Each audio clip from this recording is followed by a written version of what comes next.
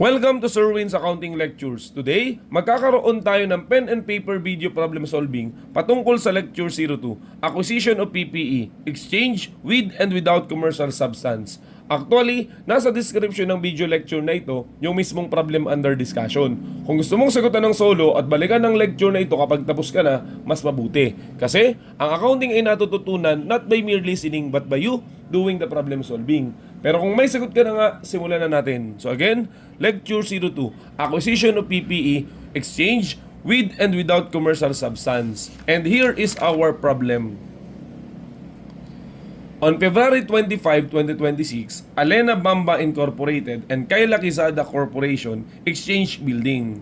Relevant information is presented below. So given yung cost, accumulated depreciation, and fair value of each of the building of Bamba and Quezada Corporation.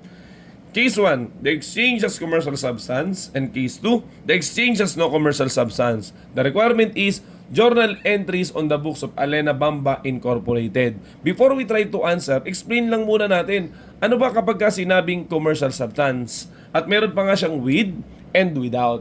Okay? So when we say commercial substance, meaning yung ibinigay mo ay iba kaysa dun sa natanggap mo.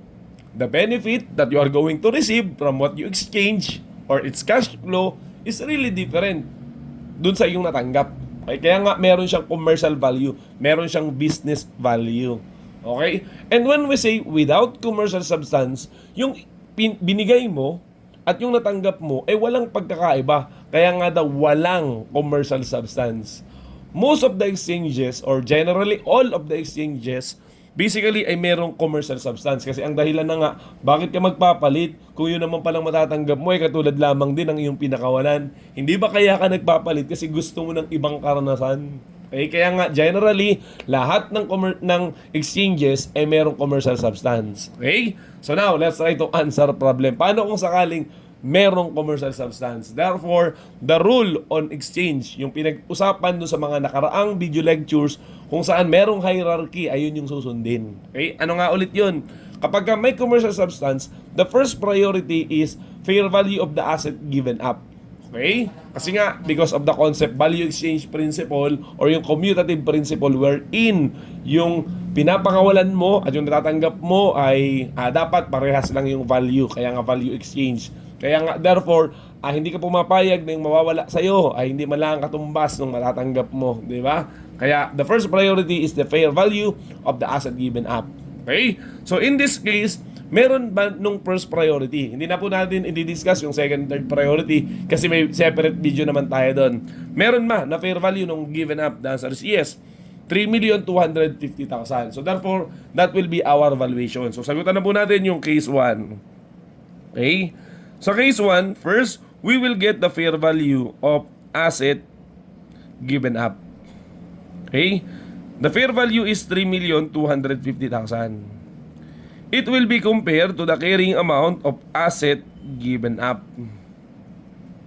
Okay?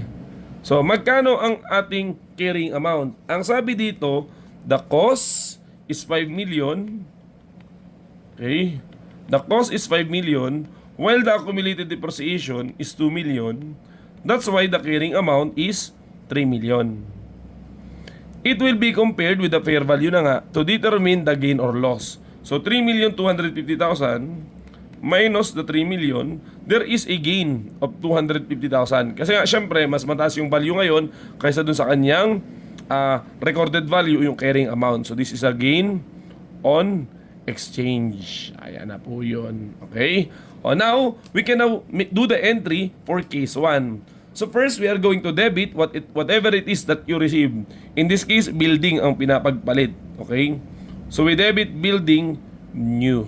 Okay? That is on February 25. Okay? So magkano ang ating magiging valuation? Sabi, fair value of whatever it is that you give up. So 3,250,000. And then you are going to credit building. Kasi nagpalit nga kayo ng building old. Okay? So ang cost nun ay 5 million. So you credit building old for 5 million. Dahil nga, pag nawala yung cost, dapat mawala din yung related accumulated depreciation. Kaya that's why we are going to debit the related accumulated depreciation for the building old, which is the 2 million. Kaya nga ang kanyang carrying amount ay 3 million. At ang sabi dito, there is a gain. So we credit gain on exchange amounting to 250,000. Ayan na yun. Okay? I believe ang isa pang highlight ng problem natin is yung case 2. Kung sakali naman ang exchange ay walang commercial substance. Okay. Paano po ang valuation kung sakaling ganon? Susundin ba natin yung general rule wherein the best valuation is the fair value? The answer is no. Since wala namang pagkakaiba yung nawala sa'yo at saka yung natanggap mo, therefore, we will just simply use the carrying amount of the equipment. Okay? More theories. Kung sakaling narinig mo, nabasa mo, nalaman mo na ang exchange ay no commercial substance, ang ibig sabihin nun, there will be no gain or loss on exchange. Kasi nga yung namang pinalit mo at saka yung natanggap mo ay parehas lang. Bakit magkakaroon ng gain at saka ng loss ay parehas lang naman pala. So kung naalala mo yun, therefore madalin mo nang matatandaan na ang valuation ay carrying amount. Okay? Let's try to solve. Sabi dito, okay, ang carrying amount, papakita ko pati kahit hindi naman kailangan talagang ipakita. Ang carrying amount ng given up mo, di ba nakwenta na natin ay 3 million? It will just simply compare with the carrying amount of given up. Kasi nga, ito yung valuation, di ba? Ito yung first priority kapag without commercial substance. So, yung carrying amount ng given up will be always compared. Ito kasi constant na yan eh. Na kinukumpara mo dun sa value nung ibinibigay mo. Okay? Ang laging kasama sa computation is yung valuation dun sa exchange. Okay, ang ibig sabihin, lagi na yung constant.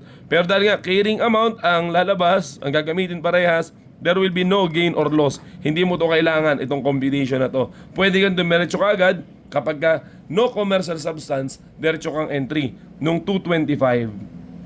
So you're just simply going to debit the building, which is new, with a carrying amount of 3 million, and you are going to credit, okay, the building old